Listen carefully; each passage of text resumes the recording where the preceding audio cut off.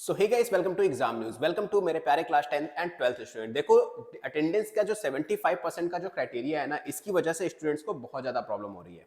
लेकिन यहाँ पर सीबीएसई ने एक थोड़ी सी चीज बताई है, क्लियर किया है कि एग्जैक्टली 75% की जो अटेंडेंस है ना, वो होनी कितनी चाहिए। देखो एग्जैक्टली बताऊं तो सीबीएसई के अकॉर्डिंग जो आपके वर्किंग डेज है, स्कूल के जो वर्किंग डेज है ना, सिर्फ वही काउंट होते हैं। यानी स्कूल में अगर किसी दिन छुट्टी है, संडे है, किसी फेस्टिवल की वजह से छुट्टी है, तो उस दिन की अटेंडेंस काउंट ही नहीं होती है। मतलब वो डेज आपका अटेंडेंस में काउंट नहीं होता है। तो टोटल सीबीएसई ने जो डेट बताया है ना दिन, वो 220 वर्किंग डेज बताया है कि आपको टोटल 220 वर्किंग डेज के अकॉर्डिंग ही आपका जो डेट सीट जो आपका 75% है वो होना चाहिए। अब इस चीज को समझ लेते हैं पहले कि एग्जैक्टली ये कहना क्या चाहते हैं। तो देखो, सीबीएसई जो यहाँ पर कहना चाहती है ना, वो ये कहना चाहती है कि अगर आप एक साल में एडमिशन ले रहे हो, यानी आप मान लो अप्रैल से नेक्स्ट आपका जो एग्जाम होता है वो नेक्स्ट ईयर के मार्च तक का है। फॉर एग्जांपल जैसे 2024 अप्रैल में आपने एडमिशन लिया, तो मार्च 2025 तक आपका सेशन चलेगा। अब ये जो सेशन है, बेसिकली इस सेशन के अंदर की अगर हम बात करें, तो इस सेशन में जैसे ही आपका जो पूरे के पूरे 365 डेज होंगे, है ना, 365 डेज के अप्रॉक्सीमेट होंगे। लेकिन सीबीएसई पूरे 365 डेज काउंट नहीं करती है। सीबीएसई क्या कहती है, आपको सिर्फ और सिर्फ 220 दिन ही क्या करना है, स्कूल आना है। और 220 ही आपका हुआ 100%। मतलब अगर आप 220 दिन स्कूल जाते हो तो आपने 100% अटेंडेंस कंप्लीट कर ली है। अब इसके अकॉर्डिंग सीबीएसई ने कहा कि आपको 75% अटेंडेंस चाहिए। अब 75% का मतलब इसमें से 165 डेज, कितने डेज, 165 डेज आपको स्कूल जाना है। तो अगर किसी बच्चे के 75% अटेंडेंस कंप्लीट है, चाहे वो 9, 10, 11, 12 किसी में भी हो, तो बोर्ड एग्जाम इजीली दे पाएगा। प्रॉब्लम यह है कि बहुत सारे बच्चे आज के टाइम पे ये 75% की अटेंडेंस कंप्लीट नहीं कर पाए हैं, और जिसकी वजह से उनका जो एकेडमिक ईयर 2025 का जो बोर्ड एग्जाम है ना, इसमें उनको देने में प्रॉब्लम हो रही है।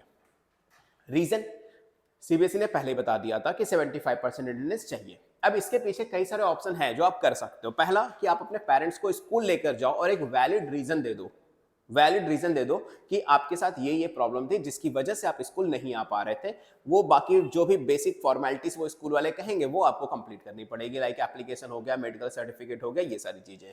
अदर देन अगर आप किसी स्पोर्ट्स वगैरह में हो, देन अलग चीज है। या फिर घर में किसी की मिस हैपनिंग हो गई जिसकी वजह से आप 10-15 दिन स्कूल नहीं जा पाए, या फिर आपकी हेल्थ प्रॉब्लम चल रही है जिसकी वजह से आप 10-15 दिन स्कूल नहीं जा पाए, तो उन सारे केसेस में आप आराम से स्कूल जा सकते हो। अब मैंने अभी रिसेंटली एक यूट्यूब चैनल पे देखा था कि बच्चे की तबीयत खराब हो जाती है, वो मेडिकल स्टोर से दवा ले लेता है, तो उसका मेडिकल रिपोर्ट वो कैसे दे दें। यार 4-5 दिन स्कूल जाने से आपकी अटेंडेंस ना इतनी कम होती भी नहीं है। पहली चीज तो 165 डेज, 165 डेज का मतलब ही सिंपल सिंपल आपको 6 महीने है। 165 डेज का मतलब ही अप्रॉक्सीमेट 6 मंथ है। तो अगर आप एक साल में 6 महीने स्कूल जा रहे हो ना, तो 4-4 दिन तबीयत खराब होने से आपके अटेंडेंस में कोई प्रॉब्लम नहीं होगी, पहली चीज तो। यानी आपने के साथ कोई ना कोई मेजर चीज हुई है। अब 15 दिन से ज्यादा अगर इंसान हॉस्पिटल में है या बेड रेस्ट पर है, तो उसका तो मेडिकल रिपोर्ट सबको मिलता है। ऐसा तो कोई है नहीं कि 15 दिन तक, 20 दिन तक मेडिकल स्टोर से दवा लेकर खाता रहेगा। 2-3 दिन तक सब खाते हैं, उसके बाद तुरंत डॉक्टर के पास जाते हैं और डॉक्टर मेडिकल रिपोर्ट देता है। आपको स्लिप तो देगा कि आपने मेरे यहाँ कंसल्ट किया था, वही वैलिड है भाई, उसी को स्कूल में ले आकर सबमिट करना होता है। यानी ये वो बच्चे होते हैं जो घर पे ना बताकर स्कूल जा रहे हैं। लेकिन अगर आपके साथ भी ऐसी सिचुएशन है तो स्कूल समझेगा आपको, ऐसा नहीं है स्कूल नहीं समझेगा। स्कूल नहीं समझ रहा, आप बोर्ड ऑफिस चले जाओ सीबीएसई के, वहां जाकर अपनी प्रॉब्लम को शेयर करो। लेकिन ये सारा कुछ एडमिट कार्ड के आने से पहले कर लेना। एडमिट कार्ड एक बार आ गया और आपका एडमिट कार्ड नहीं आया किसी भी वजह से, चाहे वो अटेंडेंस की वजह से हो, किसी वजह से, तो आपके साथ मेजर प्रॉब्लम हो सकती है।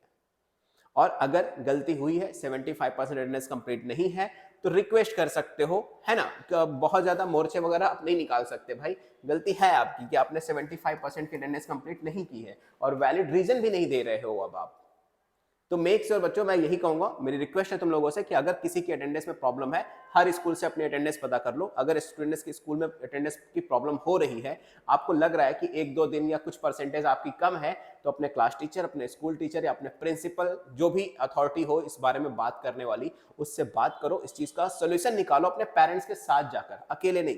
पेरेंट्स के साथ जाओगे, आपकी बात सुनी जाएगी, आपकी बातों पर जो भी डिसीजन होगा वो म्यूचुअल अंडरस्टैंडिंग से वो डिसीजन ले लेंगे और काम हो जाएगा। लेकिन ऐसा नहीं कि आप बिना पेरेंट्स के जाओ और बातें कर लो, ऐसा कुछ नहीं होगा, ठीक है।